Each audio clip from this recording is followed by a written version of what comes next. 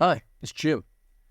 This is number 9 in the video series. This is getting to be like a video blog, basically. And I'm trying to convey my thoughts, what I learned as I go along in this career, as I start to develop the novels, as I start to branch out.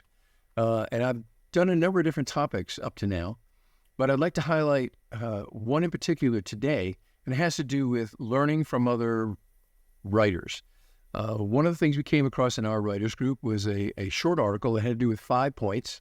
We took this from Paper Raven Books, and we used it as a point of discussion during our session last week.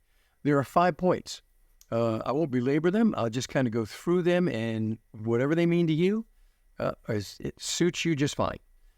I've taken away some points. I've got a couple things to clarify, and let's get right into it. The first point is, whatever you're writing doesn't have to be unique to be a bestseller. All of us want to be on the bestseller list. I understand that. Some of us are writing just for us. Some of us are writing for groups of folks to try to attain that level of being excellent, of being on the bestseller list. So the first thing you need to do is identify, who are you writing for? What's the niche? What's the market? And where do you see your writings fitting within that framework? Who are you writing for? What you're going to convey to them brings you to the next point. It doesn't have to be long to make an impression. In historical fiction, which is what I write, and nonfiction in general, the novels, the goals are set for every scene. Obviously, sentences form paragraphs, paragraphs are describe scenes, and scenes build chapters, which build a novel.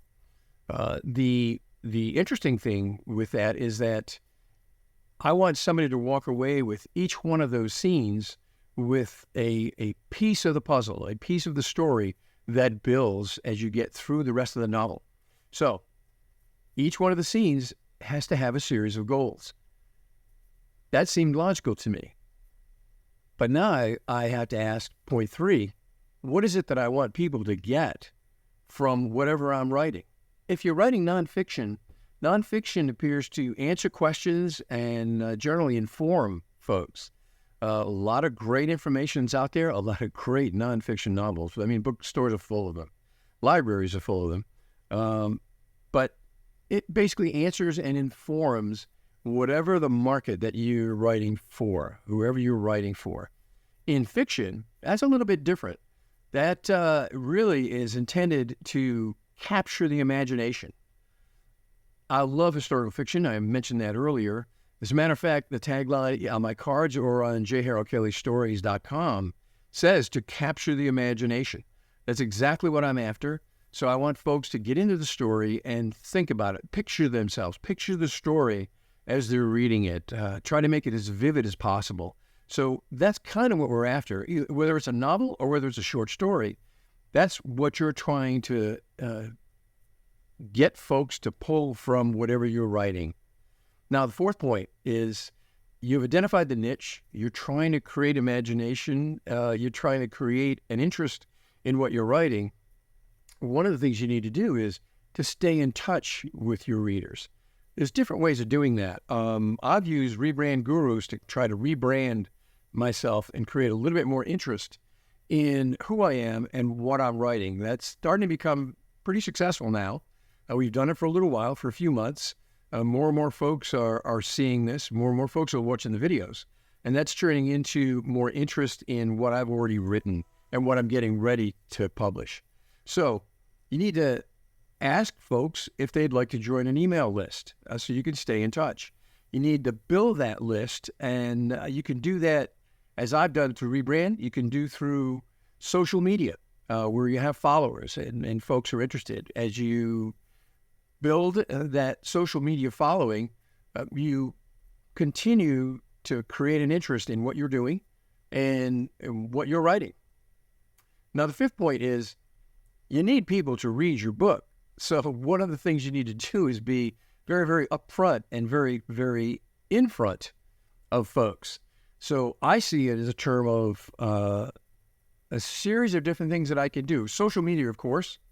Offering yourself as a reader to do readings of your material at community centers, at bookstores, if you're fortunate enough to be asked to do at a bookstore.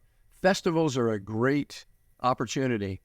In Venice here in Florida, we do Christmas in July. We do Christmas shopping and craft fairs in December. We do many of those things throughout the year. And writers are encouraged to set up a table and talk about whatever they publish. There's a number of different writers. Every time I go to one of those, a number of different writers have tables set up. We do very well talking to folks, and there's a lot of interest. You spend the day talking, but there's nothing wrong with that. Telling people who you are, what you've written, and why it would be interesting for them to pick up a copy of your book. So podcasts are in there, social media, creation of a website, which I've done. I already talked about Rebrand Guru and rebranding. All those things are central to enhancing your writing career, and knowing who you are as a writer and what you're producing. So I just wanted to pass those 5 points. I thought that was a great topic to be able to hit with today's video. And I encourage you, go to the website, jharoldkellystories.com.